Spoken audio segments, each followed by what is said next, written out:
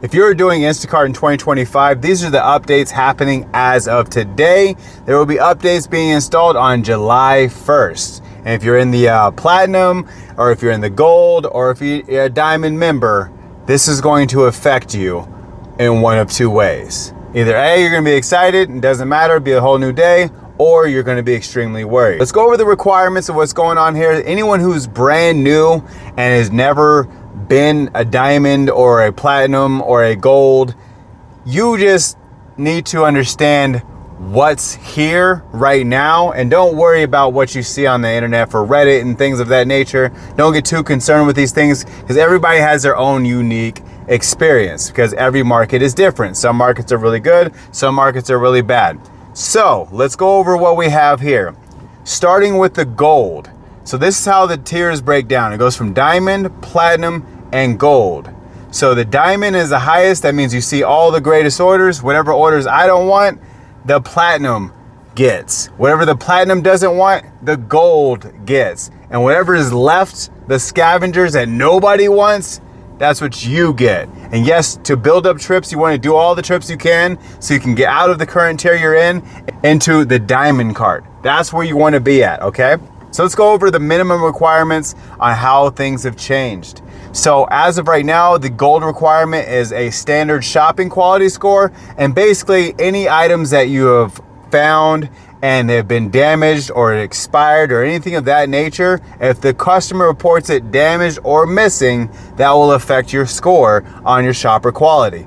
Also, what also affect your score is unrequested refunds. So if you find something and it's not there, and you're trying to replace it and you can't find an equal replacement, you end up just hitting the refund instead of texting the customer and waiting for an answer, but something that's similar to it, and letting the customer hit the request refund button, because all three of these go into your standard score. So the first one is the gold cart, standard shopping quality score. So it goes from, like I said, needs work, standard, and good. So standard is like right there in the middle, your standard.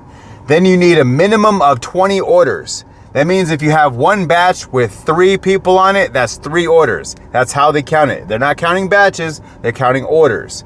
So that would be 20 orders, which is extremely easy to get unless you literally never do this. Gold card is extremely easy to get. Then you have a 4.7 ranking out of 5 or higher. That's the lowest you can go. Otherwise, you'll drop out of these tier systems and you'll be a normal Instacart driver, which nobody wants. Then the next one up from the gold is going to be the platinum. Platinum is the good shopping quality score. So now you've moved from standard to good quality shopping score. Then you have a minimum of 100 orders.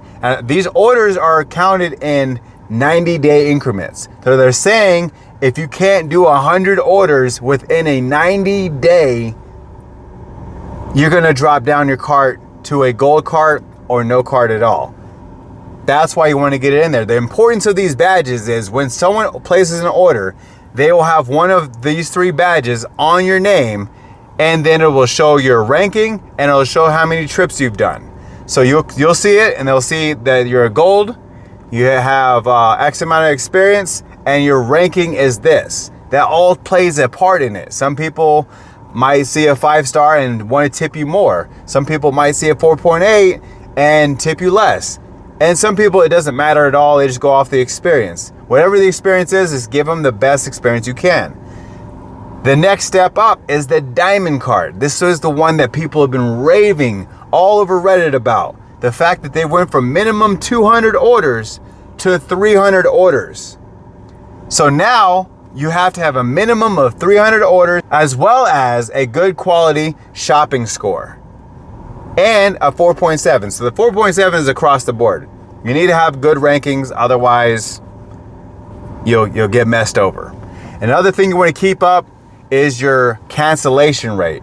If your cancellation rate is anything above 5%, in my opinion, you are canceling too many orders. You're just jumping on orders without even vetting them even this much. You're just trying to get the order and you're realizing that it's trash, and then you're releasing it. So anything above 5%, because like they said, it goes in 100 trip increments. So every 100 trips, a bad rating will fall off, the damaged items will fall off, as well as your cancellation rate of 5% will drop down to 4 and 3 and 2, and all the way down till it's zeroed out again. Now, I've canceled orders for sure, but I've never had higher than a 3% because I know the orders I'm taking. Sometimes I will miss out on a pretty good order from staring at it for too long. Hey, we've all done it. It's not a big deal, but I don't want to accept an order just to know that I'm going to reject it, because I don't know if on the back end they see that and they say, oh, he just rejected this order after accepting it. Let's penalize him and make him wait for the next order. I get paranoid like that. So I don't know if that's how they're doing it, but it's a metric that they're measuring for a reason. Data doesn't just get collected for no reason. They collect this data to use this to give you X amount of trips per scheduled thing. So, well, not scheduled, per time you hit live on going and getting orders. How fast you are in the store, how fast you are from checkout to doorstep, all of this matters. Now, there's not a metric that shows that you are required to do a certain amount, but if it's there on the system, all of it matters. So what I'm looking at here, for me, the only thing I'm really worried about is the good shopping quality score, because currently I'm at standard. I had 2 reports. One was an expired item, and technically it wasn't expired because it expired the very next day, but it was close to expiration date. So if you are in the 72-hour window, they're going to mark it as expired. Okay, so there is that. Then they had a missing item, which was a watermelon. How did I miss an entire watermelon? I didn't. They just fraudulently put that as that. It is what it is. I don't forget a watermelon. A whole watermelon? That's like when someone reported a whole case of water missing. A whole case of water I just left in my back seat or delivered to the wrong door? No.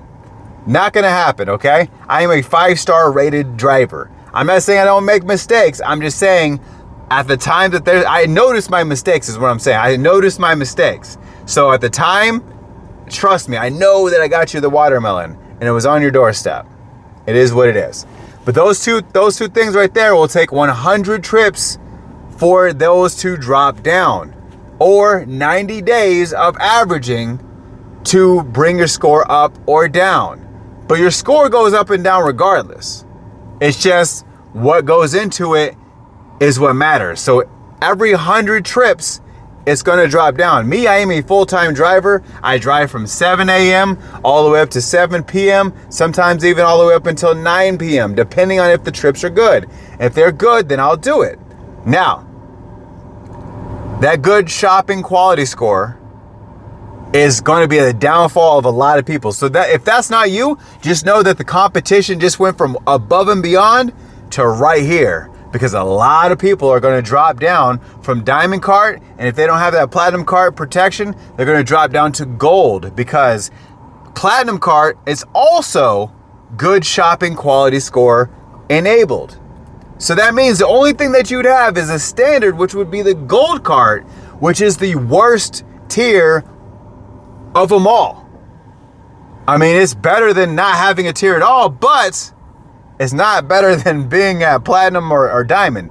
Platinum and diamond, there's no real difference. I promise you, there's no real difference.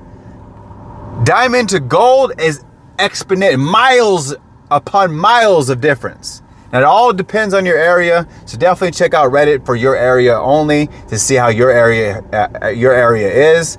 I'm in a major market. Arizona is a major market. Also, Tennessee is a major market. Even Texas is a major market. But I've heard that a lot of people say that it's not as good in Texas as it should be. Tell me what you think. Are you worried about the 300 orders being the new minimum for diamond cart? Are you worried about your good shopping quality score? Let me know down in the comments, man. I appreciate you. Thank you so much for tuning in. Peace.